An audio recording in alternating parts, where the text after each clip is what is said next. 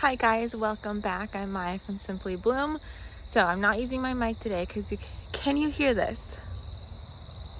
The birds, the frogs, they're all singing, and there's a car going by.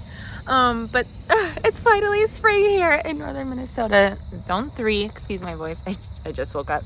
As you can see, I have lots of fun plants behind me, lots of planting projects coming up. But today I'm focused on I want to plant up a little rock garden. I have 2 big rock piles in my yard that I've never liked. I've wanted to move for a very, very long time. My husband really likes them there. So we compromised, and he's going to let me kind of plant in the rock piles. It's going to be an experiment. We'll see. I'm going to make like little bowls using the rocks and then put some potting soil in and then plant in that. So we will see how that works. Being in a zone 3, I'm not sure if the roots will freeze out during the winter time, so I'm choosing really hardy things like sedums and all that stuff. And as you can saw, I went on a little shopping spree yesterday. I got more plants. Not all the plants that I loaded up are for the rock garden, but like a lot of the sedums and stuff, those are. So let me kind of turn you around, show you what I'm thinking. Okay, so you can see I have a couple different sedums. I think this didn't actually have a tag, but my husband said it's like the perennial creeping Jenny for my zone 3. It doesn't have a tag. I'll have to ask him what those are. So those will be going in the rock garden. Everything else will be going somewhere else. This is the first rock garden that I am working on. You can see I've already added a few things. I'm debating on the creeping phlox. I don't know if I want to take that out or not. But you can see I have lots of grass, lots of leaves that I need to come through, clean out. And then there's already kind of a perfect bowl right here. I might add another little rocks here or something, put some soil in, pop the plant back in. Isn't that beautiful? What is that? The silver mound. So gorgeous. And then over here is my other rock garden. There's my fountain. We got these limelight and phantom hydrangea standards or trees. And guys, those hydrangea standards or trees, they were only $89 from Home Depot. What? Everywhere else you go, they've ranged from $130 to $165. Like we just picked up, we bought all of Home Depot's out. I think we got like 15. Everywhere else we just went to a different greenhouse, a local greenhouse. I like to support my local ones, and I know it's not feasible for them to price match larger like Home Depot, Lowe's, all that stuff. So it's important for me to still support those. Like all the plants I just unloaded came from a local family-owned greenhouse. But you guys, I cannot wait. So we have this teardrop. We are gonna line the whole teardrop. You can see it goes all the way around with hydrangea trees.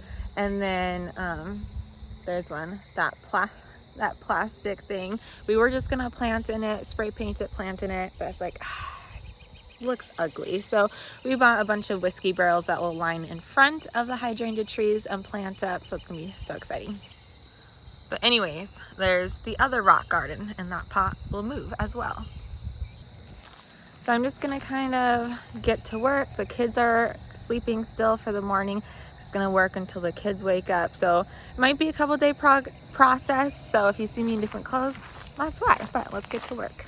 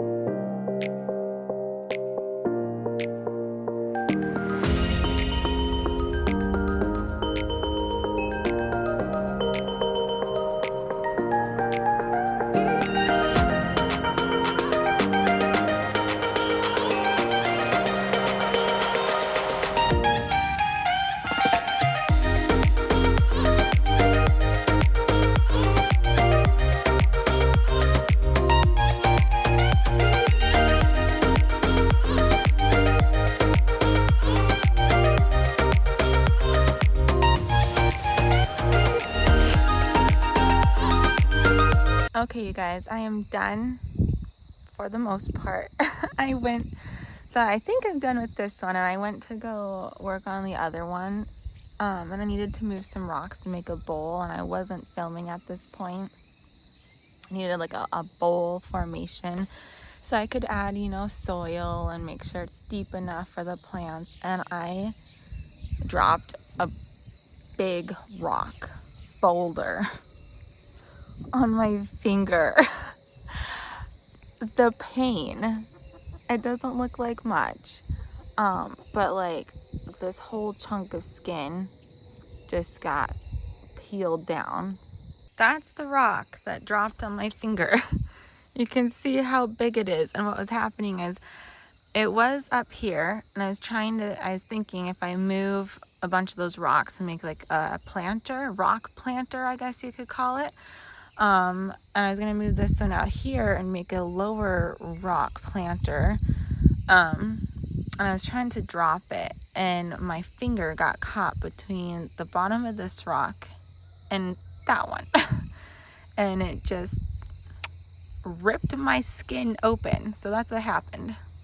I was even wearing gloves too. I'm thankful I was wearing gloves. I'm not sure what would happen if I wasn't wearing gloves, but that's what happened. Oh my goodness, you guys. It looks so much better. But I just want to go through the plants that I planted. We'll start right here. This is a emerald pink creeping phlox, so it's pretty much going to be done blooming here soon, but I would like that dark foliage next to this one. Now this one doesn't have a tag. I think I already told you this. It's been a couple of days since I started this project. There's a chicken. Ignore that dead tree. I need to bring it to the burn pile. My husband said it's pretty much the perennial version of Creeping Jenny. So whatever that is. And then here, this is a stone crop summer glory, and it gets these it gets these gorgeous pink, it almost looks like bee balm or monarda to me. So I thought that would be really pretty. And then moving right here, I just have the Irish moss. And then next to the Irish moss, I have this silver mound. Oh, I love this. And then this is this type of sedum called voodoo sedum. And I just think those three colors look so good together. And then right down here, this is a proven winner sedum. This one doesn't have a tag. Hold on. This is a rock and round pop star. Gets those beautiful mauve flowers, which I thought would look really good with that. And then moving right on over here, I have another emerald pink creeping phlox. I have some lamium, the dark purple. I love those silvery leaves. They look so good. There's another Irish moss. And then right down here, there's a sedum, a showy stone crop. This one gets a little bit taller. All the other sedums that I'm putting in are more so like mounding or ground cover. So this one will get 8 to 24 inches, which I think it's hard to tell, but it kind of like drops down almost like a terrace. Is that the right word? I don't know. It's like a step down. So I think that'll fill in nicely. I might put another lamium right here in that corner. I haven't decided yet. Here's a lamium. I think it's just the pink one. This one is proven winners. The dark purple is not proven winners. So I'm really curious to see how the performance varies. This is a sedum. I love it. It looks like a little blue spruce to me. Didn't have a tag. I remember it had a tag at the greenhouse when I bought it, and I guess I just chose a pot that didn't have a tag. But yeah, I love that one. And then that is another, this is actually where I stole the tag from. Another rock and round pop star. Just put the tag back in. So I'm planning on adding a few things around the edges. There's like another creeping phlox, and I will be doing the no dig no till method, where I'll be doing more of a thick layer of cardboard since there's a lot more grass and sod that is there. And then, so here's a big maple tree. You can see my husband pruned a bunch of branches. I just need to drag them over to the burn pile. But I'm going to be planting all around this maple. So I kind of just want to go like that and just meet up with the rocks. And I think that would be so gorgeous, but that's going to be another day. So that's it. I think this looks so much better. I'm so happy. Because like I mentioned earlier, I've never liked these rocks, and we didn't keep up with it well at all. You know, we just let the grass grow in between the rocks, and it just looked like a mess, just unorganized mess. So I'm very happy how it looks. It looks so much better. I'm so excited to see it fill in throughout the season. So that is it. Thank you so much for watching. I hope you have a great day, and I'll see you next time. Bye.